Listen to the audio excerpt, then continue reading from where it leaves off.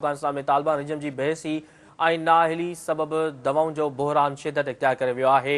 अफगानिस्तान में दवाउनि जी खोट ऐं गैरमयारी दवाउनि हुजण सबब लखे ज़िंदगियूं दाव ते लॻी वियूं आहिनि। अफ़गान अख़बार पिणु दवाउनि जी सख़्त बहरान जी तस्दीक करे छॾी आहे। रिपोर्ट मूजिबि पाकिस्तान मां दवाउनि समेत ॿियूं शयूं घुराइण ते पाबंदी बाद बहरान शिदत इख्तियार करे वियो।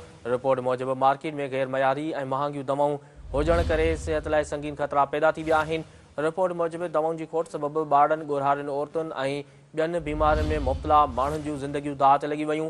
गैर मयारी दवाऊं बेअसर साबित थियण ते मरीज़ स्मगल थियल दवाऊं अस्पताल इस्तेमालु करण ते मजबूर आहिनि। अव्हां खे आगाह करे रहिया आहियूं अहम ख़बर जे हवाले सां त अफगानिस्तान में तालिबान रिजम जी बहसी ऐं नाअहली सबबि दवाउनि जो बहरान शिदत इख्तियार करे वियो आहे। अफगानिस्तान में दवाउनि जी खोट ऐं गैरमयारी दवाउनि हुजण सबबि लखे ज़िंदगियूं दाव ते लॻी वयूं आहिनि। अफ़गान अख़बार पिणु दवाउनि जी सख़्त बहरान जी तस्दीक करे छॾी आहे।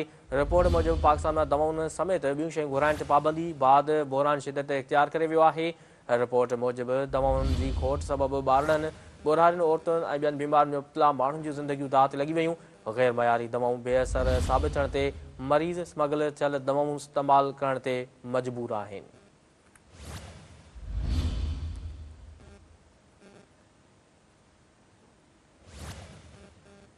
अहम ख़बर खां वाक़िया आगाह करे रहिया आहियूं त अफगानिस्तान में तालिबान रिजम जी बहसी ऐं नाअहली सबबि दवाउनि जो बहरान शिदत इख्तियार करे वियो आहे।